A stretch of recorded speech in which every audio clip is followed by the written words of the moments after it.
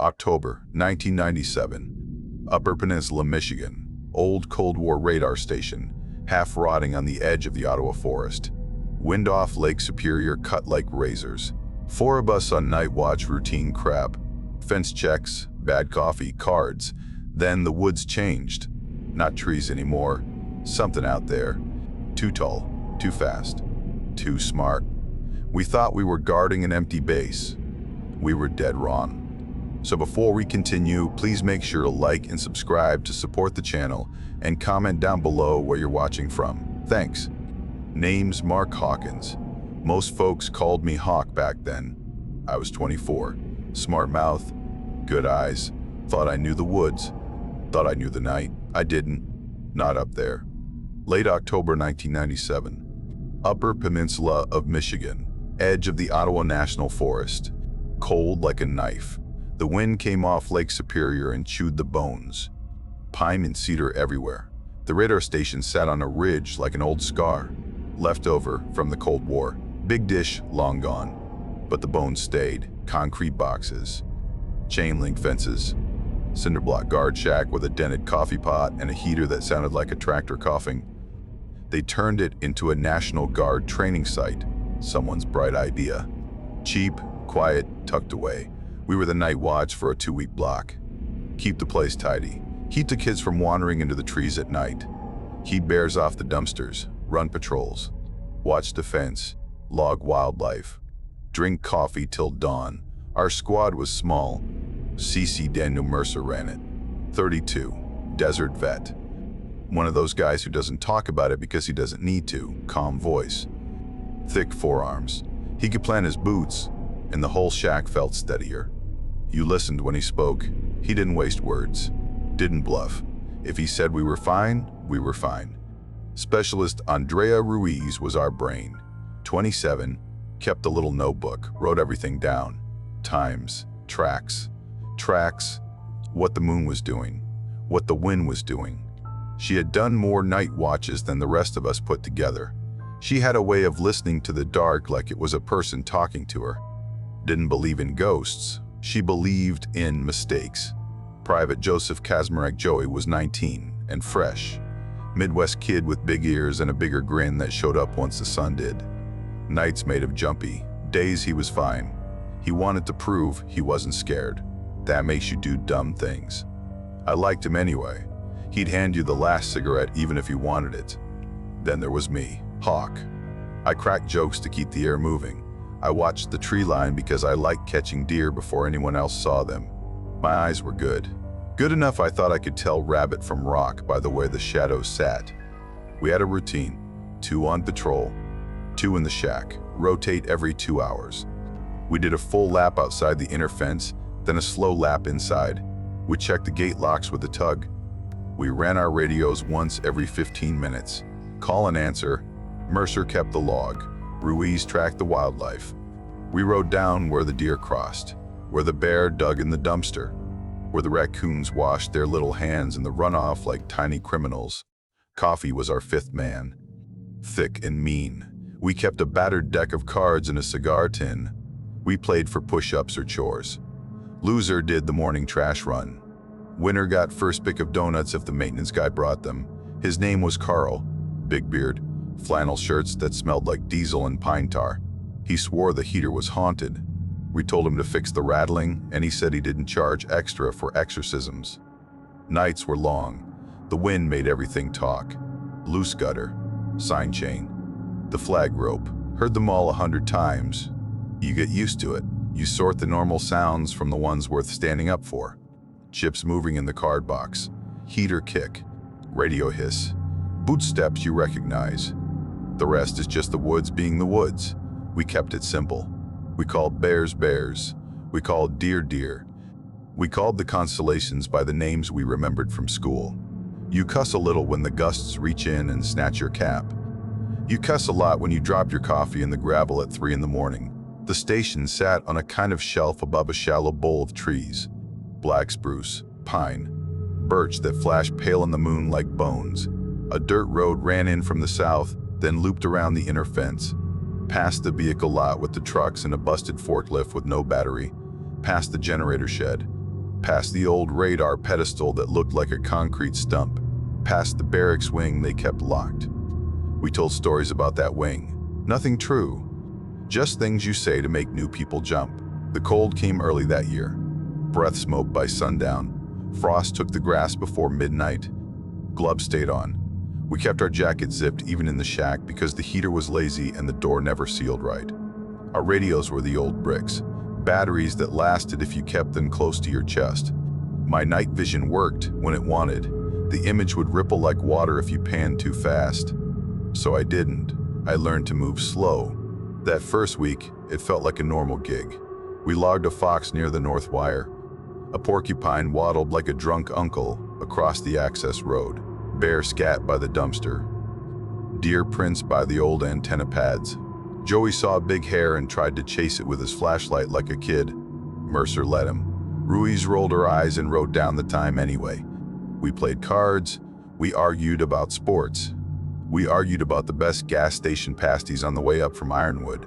We listened to a far-off freight go through in the small hours sometimes. Just the low steel hum. All of it was ordinary. All of it was boring. That's how you want Night Watch to be. If you ask me now when it changed, I can tell you the exact night the air got thin and tasted like pennies. Back then I thought it was just the wind, or something I ate. But you feel it, the world leaning, the woods closing a step, like the dark got ideas. I tell this now because folks ask, and because sometimes I wake up from the same dream. The moon on the wire, a shape between the birch, a breath on the radio that isn't ours. What we saw out there wasn't a story I heard in a bar. Wasn't a camp prank. We didn't drink on duty. We didn't make it up. We were four people doing a dumb, simple job. And something smarter than us came to see who was knocking. It started slow. It always does. You miss it until you can't. The first sign was the deer, not the sighting. We had those. The kill. We found it near the east fence 2 days into the second week. The wire ran along a shallow swale there. Mud, willow. The deer had gotten pushed into the low ground. It was ripped open from the chest down. Not eaten clean, just torn. Like a kid mad at a present. Ribs cracked forward. The head half twisted, tongue out. The smell hit like a wet slap. Joey gagged behind his glove. Ruiz just wrote it down. Doe. East fence. Ribs fractured. No drag marks. Mercer stared at the fence. The lowest strand of wire had a smear on it. He scraped it with his glove and sniffed. Not bear, he said. No claw pattern, I know. He looked at the tree line a long time. That was all. We called the maintenance guy. Carl came out in his pickup, looked at the mess, shook his head. You get wolves, he said. You get coyotes.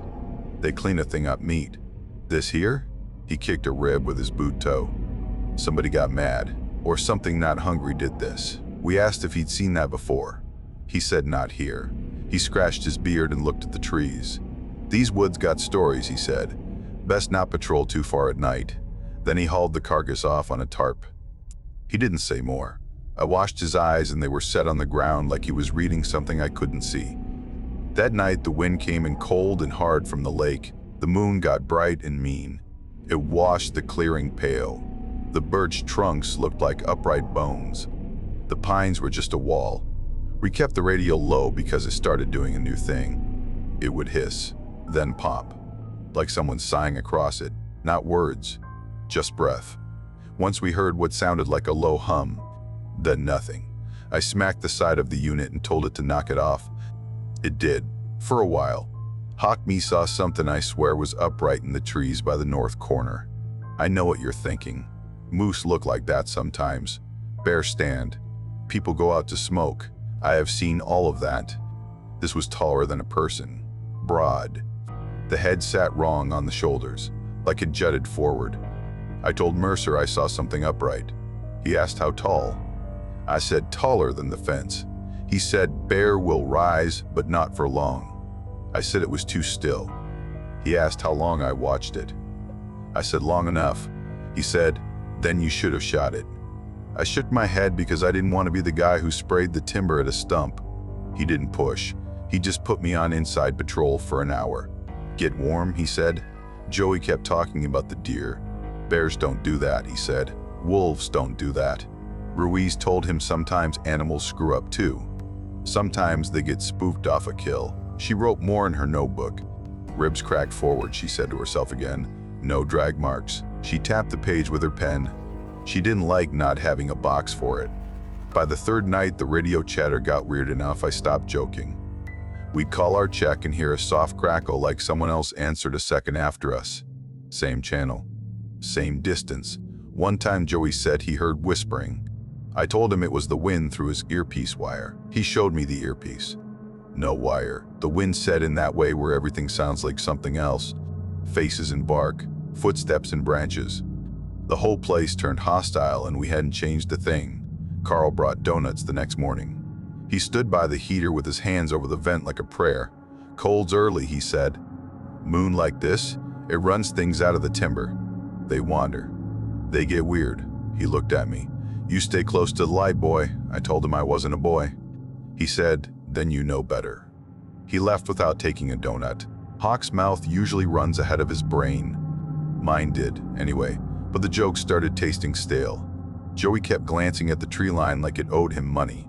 Ruiz underlined things in her little book. Mercer watched us all without moving much. We are fine, he said once. We all nodded. But the nights grew teeth. I went out to smoke by the vehicle lot. The moon hung over the wire. I looked at the spruce beyond. Every third tree looked like a man with shoulders hunched. Every shadow looked like a hand. I threw the butt and ground it with my heel and told myself I was being a punk. The wind shoved the fence and made it sing a thin little note. It had never done that before. I told myself that was new, not me. It didn't help. It happened on Joey and Ruiz's patrol, midnight and a little. The moon bright enough to make the gravel show white. They walked the inner fence line on the east side where the swale cut along the wire. I was in the shack with Mercer, heater chugging, coffee burning, cards on the table. The radio sat between us like a pet that hates you. We heard the usual crunch of boots through the speaker, then quiet. Then Joey's voice. You hear that? Ruiz, footsteps, copy. Mercer didn't move. He leaned and nudged the volume up a hair. The heater popped like a shot and Joey swore and then laughed at himself. Then the radio picked up something heavy in the brush, not crashing, placing, step, step, step. It kept pace with them. Ruiz, hold. The step stopped. Joey, nope. They started walking again. The steps started up with them like an echo with weight. My skin did the crawl. I had my coat on before Mercer pointed at me. Gate, he said. I grabbed the flashlight and my rifle and moved. On the east side, the birds showed bright. The swale sat dark like a cut. I saw their beams moving slow. Ruiz turned hers into the trees. The beam caught trunks, brush, empty air. The steps came again. Closer, heavy, measured. Too heavy for deer, too steady for bear. You know how a bear kind of barges? This thing placed each foot like it wanted you to hear it. They stopped. It stopped. The silence after was worse than the sound. Ruiz said, identify yourself. She said it hard, no shake. The woods answered with wind through needles. Then nothing. I came up on their left. Mercer stayed back by the corner to cover. I saw Joey's face, white in the moon. Eyes big. He swallowed and it sounded loud even from there. Ruiz raised a hand. Wait. Then we saw it. 2 seconds. Maybe less. The moon slid between clouds and lit the swale. Something stood between 2 pines 20 yards in. Tall. Broad across the chest. The head was wrong. It pushed forward and down from the shoulders like a wolf skull stretched onto a linebacker's frame. The ears were up and sharp. The eyes caught the light and burned back, not like deershine. Hotter, lower, lower. A color I still don't have a word for. It didn't blink. It didn't sway. It just stood. Joey's breath hitched. Then his rifle barked 1 round into the dirt between it and us. Warning shot. It flinched like it had been waiting for that. Then it was gone. Not back into the brush. Not a full run across. Just gone. A shadow wiped. The needles shook, and then everything was still like someone pressed pause. We poured beams into the place where it had stood. Nothing. No eyes. No shape. No footfall. We listened hard. The radio hissed and spit. Mercer said, "Hold your fire." We held. My mouth tasted like nickels. Joey was gasping. Ruiz said, "I saw it." Mercer said, "I know." We pushed into the edge of the trees, slow, safe spacing, half steps, lights low and then high, no track obvious. The ground was hard with frost on top and mud under, a bad mix. You could make anything from those smears. Ruiz crouched, held her light at an angle. She brushed a spot with her glove. "Toes forward," she said, like a dog. But no, longer. She took a breath that shook just once and then stopped shaking. "Bipedal placement," she said. "But these are," she trailed off and didn't finish. Back at the fence, Mercer let Joey yell at himself until he ran out of steam. Then Mercer got quiet in his face. "You fire again without a target, you know, I pull you. You understand?" Joey nodded, eyes shining like he was 10. "I saw it," he said. Mercer said, "We all saw something." I said, "Bear." It came out thin. Mercer looked at me and I shut up. In the shack later, nobody touched the cards. Ruiz wrote a full page and then another. Joey sat on the bench and stared at his boots. I made a joke about deer glow sticks. No one laughed. The radio breathed once. Long, slow, like someone outside leaned close to the mic and let us know he was there. Ruiz looked at the window. I did too. The night looked back. The fence tore 2 nights later. We did a lap at dusk. Everything tight. By midnight, when we came around the north side, a panel near the corner lay peeled like a sardine lid. The top wire twisted like someone grabbed it with 2 hands and wrung it. The posts bent toward the clearing, not in, out, out, like something had climbed over from the inside and then pulled its ass through going out. We hadn't heard the alarm. We checked the lines. The little red bulb at the junction box was dark. Mercer's jaw clenched once. "Fix it," he said. We dragged the panel back and got it rigged with spare wire and a couple of clips from the toolbox. We flagged it for the day crew. We logged it. We walked the rest of the line twice. Every camera was snow on the screen, static. The little feed that showed the vehicle lot showed a smear and a line like a heartbeat. Ruiz tapped the side. Nothing changed. In the morning, we found the supply crates by the generator shed clawed open. Heavy plastic gouged deep. A bag of rock salt shredded. The salt melted into the frost like tears. A coil of rope torn into frayed wigs. Ruiz knelt and looked at the marks. "Not bear," she said again. "Bear leave arcs. These are long and straight, like fingers." I told her bears have fingers if you squint. She didn't smile. She traced a line with her glove. 4 lines. Then a space. Then a 5th. Spread wider than a man's hand. Sleep got thin. You run nights, you nap in chunks. If the fear makes your heart big, those chunks go small. Joey started showing up early for his shifts, which is how I know he wasn't sleeping. I found him scrubbing coffee mugs that were already clean. He'd check his rifle twice, 3 times. He'd look out at the trees and freeze for a second like he'd seen a person he owed money to. I started talking too much again to keep the air moving. I called it a bear with a skin problem. I called it a wolf in a Halloween costume. Mercer ignored me because he knew why I was running my mouth. He told me to stop at one point, and I did because he said it with that voice that makes you feel 12. Ruiz got methodical. She started timing the radio bursts. She wrote down the exact second the static came and the exact second it left. She put a finger on a page and said, "It is not random." Mercer looked over her shoulder and nodded once. "Okay," he said. Then we changed the pattern. He swapped our rotation so the patrol paths overlapped in weird places. He moved the check-in windows by a couple minutes. He told us to carry extra batteries and keep our jackets zipped and our ears open. The mud took prints after a rain. We got enough to argue about. The shape was wrong if you wanted it to be a deer. Wrong if you wanted it to be a boot. Pads like a dog, but long. The heel area looked like a smear. The stride was tight like a person walking, not like a dog trotting. Ruiz photographed them with a disposable camera from the PX and taped the prints paper to paper to see if the stride matched a man's. It didn't. It matched a man on a long day taking slow steps, thinking about something. That was worse. We started snapping at each other. Little stuff. Joey left the gate unlatched and I cussed him. He cussed me back. Ruiz told us both to shut it while she listened to the radio because she thought she heard something under the static. Mercer made us do laps around the inside fence to bleed the poison. We ran in full jackets and gloves and boots. The cold burned our lungs and I wanted to punch a tree just to punch something. The cameras gave nothing but snow. The generator started hiccuping at odd times like it got scared, then would catch again. Carl came to look at it and found nothing he could name. He told Mercer he'd seen a coyote with mange last winter that looked like a demon from a church painting. Sometimes ugly is just sick, he said. He looked at the bent fence and didn't offer a fix for that. You boys stick together, he said, and left. When the moon went full, the woods changed again. It wasn't pretty. It was hard, sharp. The shadows cut like glass. We did our laps and kept the beams low. I kept seeing the shine. That eye shine.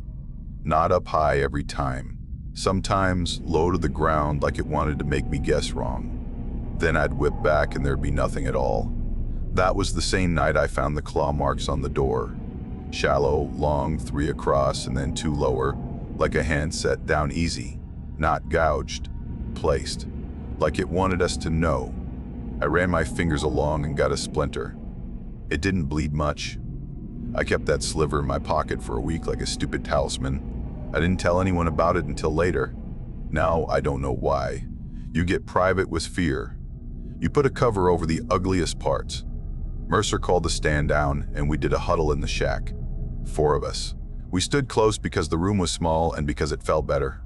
We're not bait, he said. We are not rabbit dogs. We pick the ground. We don't chase noise. We don't split for dumb reasons. We keep the lights up and we keep the logs clean. He looked at each of us.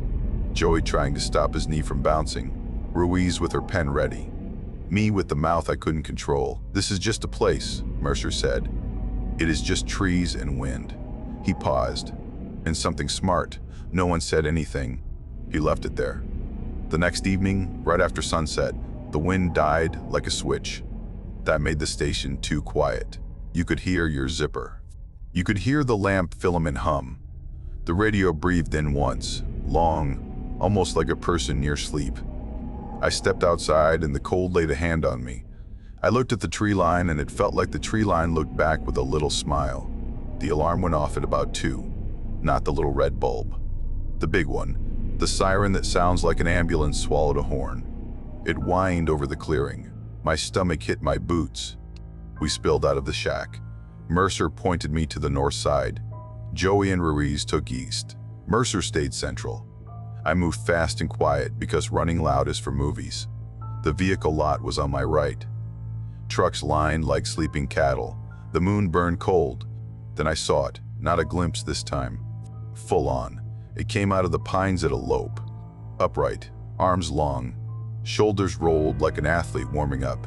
The head was a dog's, but bigger, longer. Teeth flashed once. The ears were pricked. It moved like a runner who trained for the zigzag ground. It was fast, faster than it should have been on 2 legs. I brought the rifle up and the front sight sat on its chest. I didn't shout a challenge. I shot. 3 rounds. Slap, slap, slap. The sound bounced off the concrete. The creature jerked, but not like a man takes a hit. More like a person flinches from a thrown rock. It slid sideways in a way that made my brain skip. Not a step, a shift.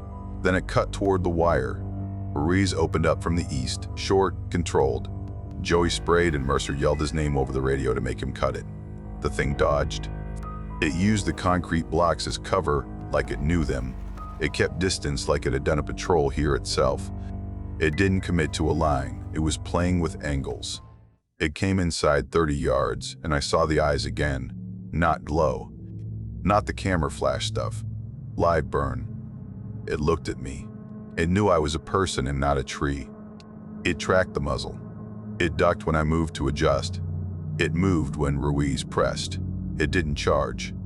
It got what it wanted us firing, and then it broke for the trees. We chased a few steps. Mercer barked, hold, stop. And we did because he said it with that command that makes your body obey even if your brain wants to run. The shape vanished into black. The pines swallowed it like a pawn takes a stone. Only the needles moved for a second, then nothing. Silence fell like insulation. The alarm still wailed, so Mercer killed it. The radio hissed in little bites like it was chewing static. My hands shook hard enough I had to re-grip. I smelled metal and cordite and something else. Wet fur. A kennel smell, but hot. We gathered at the corner. Joey's mouth worked. "Did I hit it?" he asked. No one answered. Mercer said, "Quiet. That wasn't human. That wasn't bear. That thing knew what it was doing." He looked toward the trees, and I saw something in his face I'd never seen. Not fear. Calculation with fear under it. He was measuring a thing he didn't want to believe in and making room for it anyway. We found prints where it came through. Deep where it planted. The toes dug like a dog's would. But the step kept a person's balance. Ruiz knelt again and had to wipe her glove across her face like she suddenly had sweat in an October freeze. "It learns," she said. "It tested the alarm. It tested us." She touched a print. It didn't commit to a line. It probed. And it didn't shoot our cameras. It made them useless. She looked at Mercer. "This is not random. We swept the first layer of trees with light. Nothing. I got the sense we were being mocked. Like it was close enough to hear us breathe and smart enough to wait. We reset the alarm. We checked defense. The piece we had passed was tugged hard, but held. I imagined a hand on it. Big. Strong. Holding just enough to feel the give. Letting go. Seeing how it sang. Back in the shack I couldn't sit. I paced and counted and lost count. Joey closed his eyes but didn't sleep. Ruiz cleaned her rifle even though it wasn't dirty. Mercer stood by the window and blew steam into the pane and wiped it away and did it again like he had to see out more than he needed heat. We didn't say, "What was that?" We said nothing. Sometimes words put a shape to a thing that then you have to live with. It started playing with us after that. You can call it coincidence if you want. I don't. The cuts on the power lines weren't chews. They were clean, not with a tool. With something sharp that knew to nick the same wire twice a foot apart so the piece in the middle would fall out. The generator would cough and die.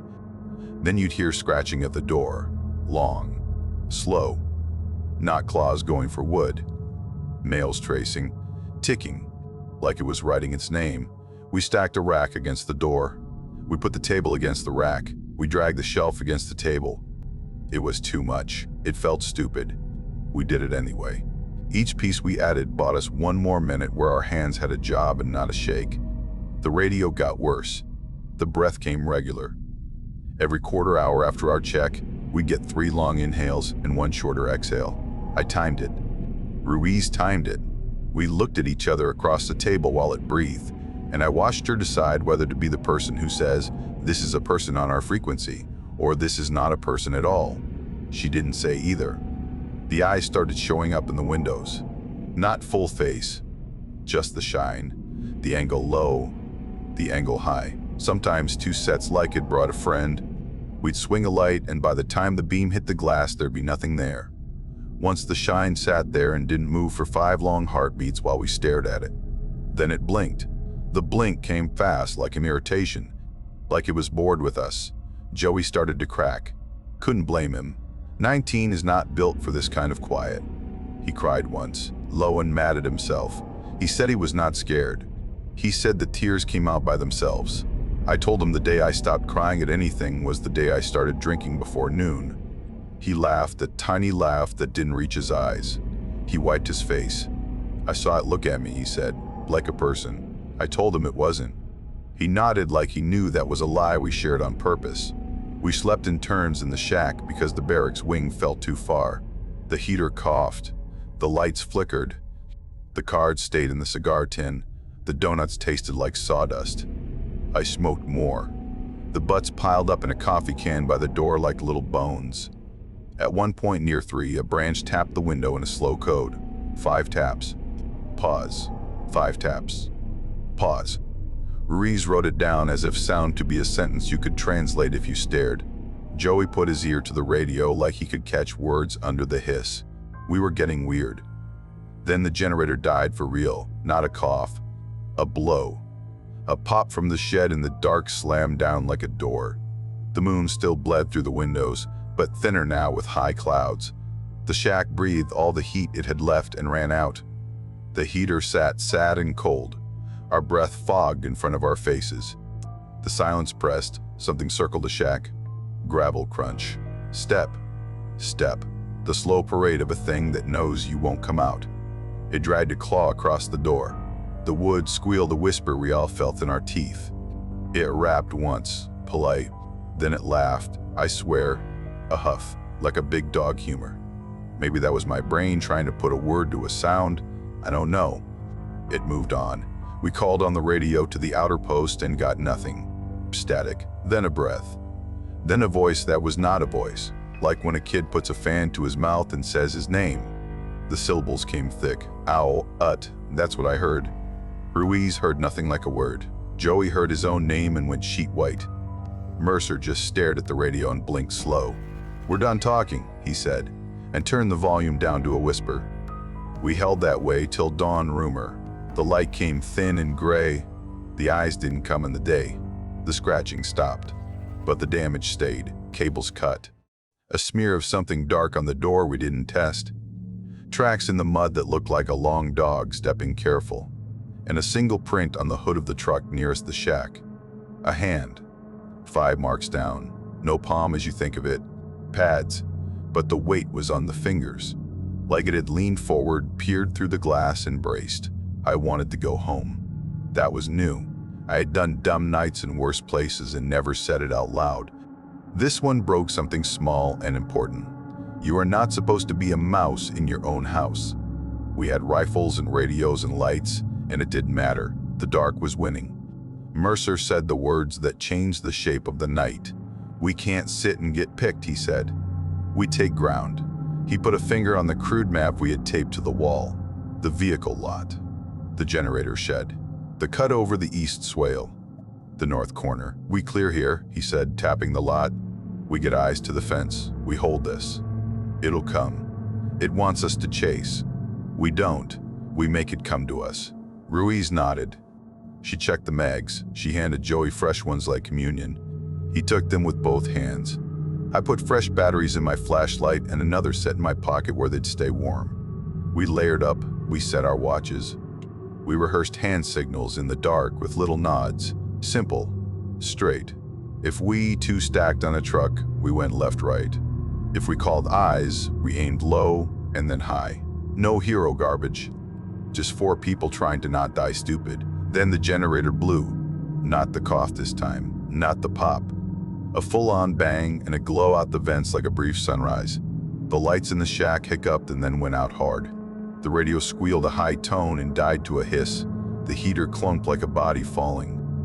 The smell of burned wire slid under the door and into our mouths. Move, Mercer said. No shout. Not a whisper. A word with weight. We moved. We split into 2 teams. Mercer and Ruiz. Me and Joey. We went out the back because the front was a theater and we weren't tickets. The night took us. The cold hit like a hand to the throat. Breath fog blew across the path and froze in your mustache if you had one. The moon hid behind thin cloud now, which is worse than no moon. Gives you hope and takes it a little at a time. We moved along the wall of the shack and then broke for the trucks. The lot stretched like a dark chessboard, shapes of hoods and cabs, mirrors that caught the smallest light and threw it at your eyes like a joke. The ground crunched loud in the quiet. We went slow. Angles, cover, fields of fire. We weren't idiots. Eyes, Ruiz whispered over the low radio. Her voice was flat as paper. North fence. I swiveled. There. A pair of burns in the dark. Too far apart for a person. Too low for a man. They moved right and then left without a head attached that I could see. My skin tried to climb off me. Hold, Mercer said. Don't commit. The breath came over the radio. Long. Slow. Slow. Joey's hand bumped mine. He was shaking. I pretended I didn't feel it. A hood creaked 4 trucks down. Metal flex. Something heavy set on it and then slid off. I aimed. Nothing there. Nothing there. Just a shape you make in your head when you really want to see. That's how it was messing with us. Then a shadow crossed between 2 trucks, and I saw the leg. Not a person's. Bent wrong. Hawk. Hawk. That's the word. Dog leg, on a thing that stood like a man and moved like a fighter.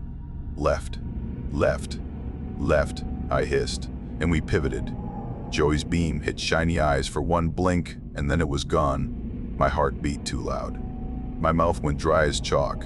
I tasted old pennies again. It hit us from the right. You know how books talk about roars?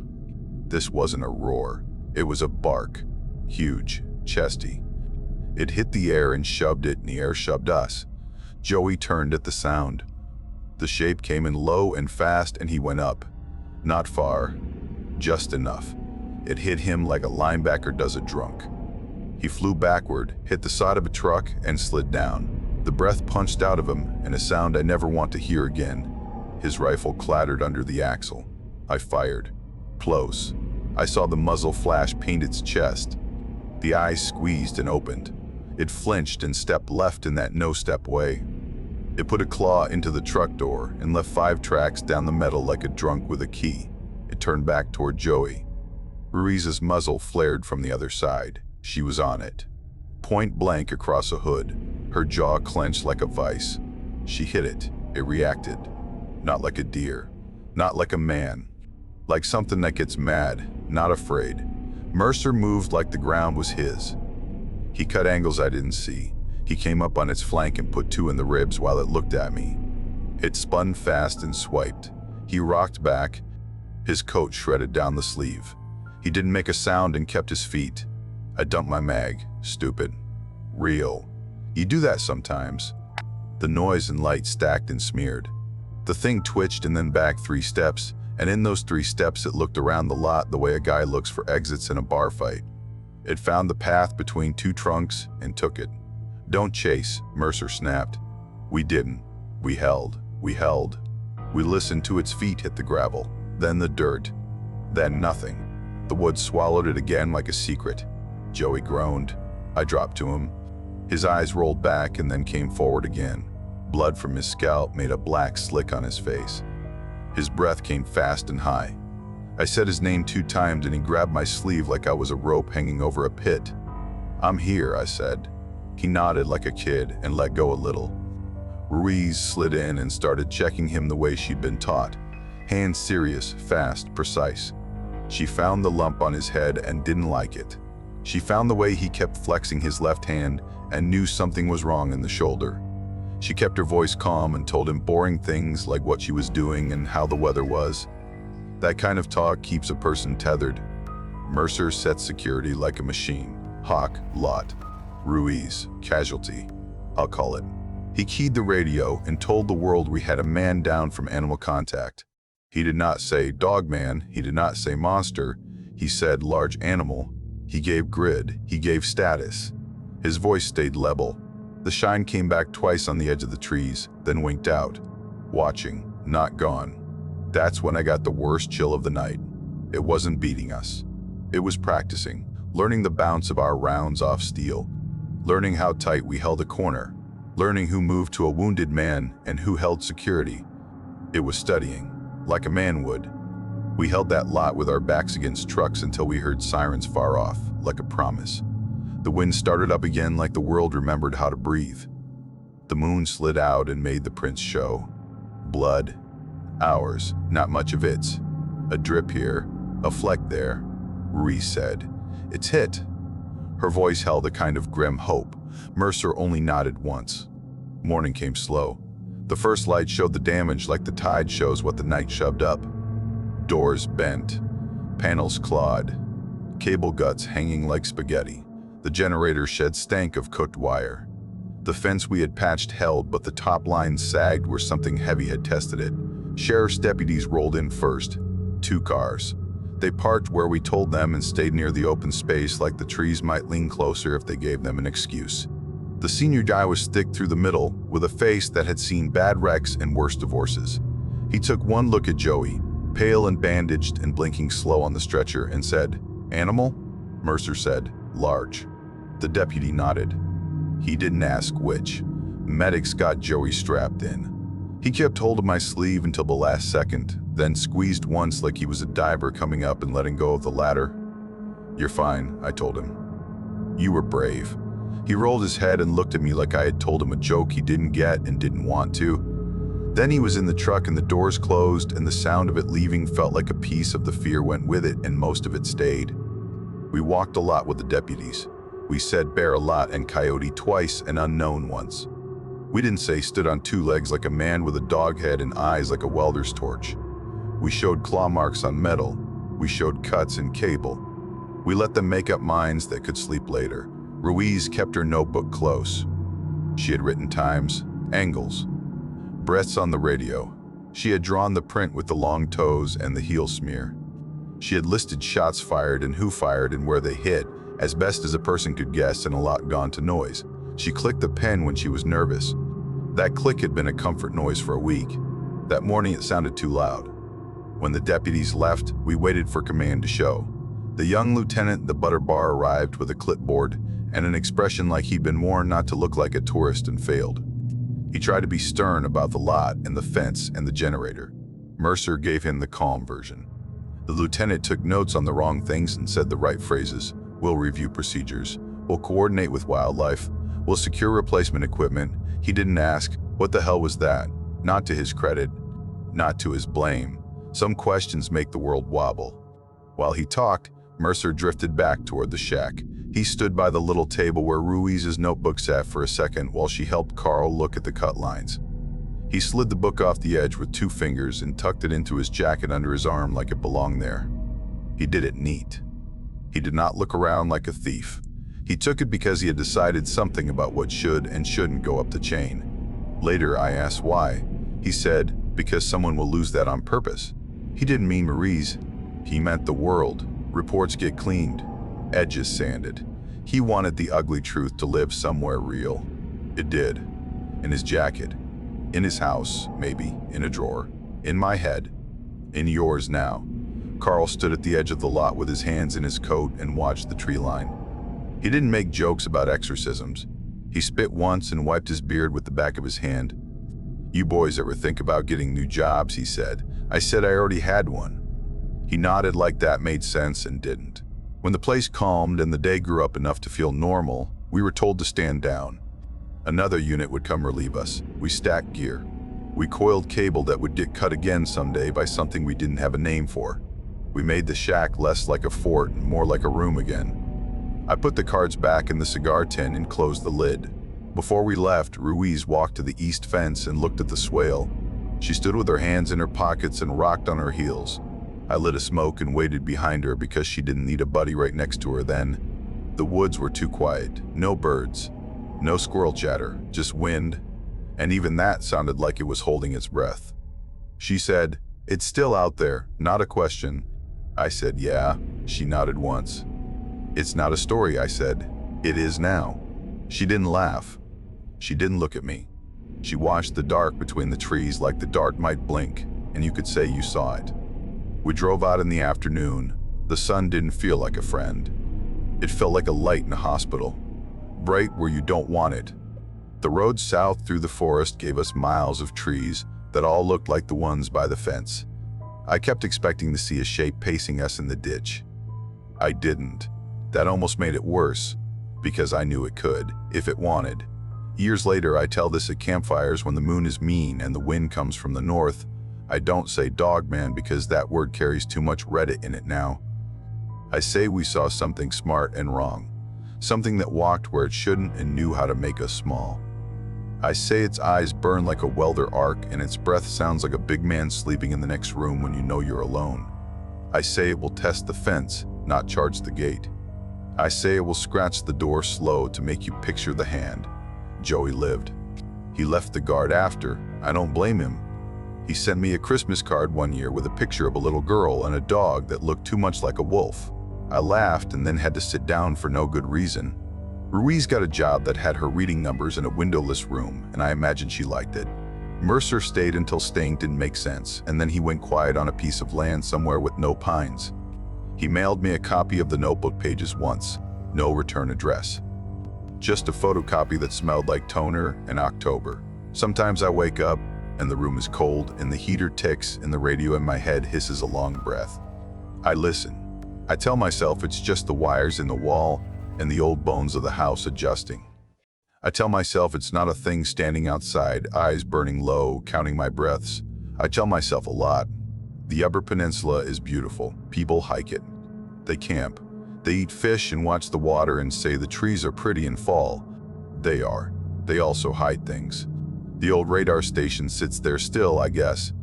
The fence got fixed. The cameras got new guts. The generator hums until it doesn't. The wind sings through the chain, the same thin note when it hits just right. If you go up there in late October and the moon is sharp and mean, and the birch look like bones and the pines look like a wall, don't wave at the tree line. It doesn't need to know your name. It already knows enough. So that's the end of our video. If you made it this far, make sure to hit like and subscribe. It really helps the channel and it's free. And if you want more terrifying encounters like this one, check out the other videos on screen right now. Thanks for watching and stay safe out there. See you soon.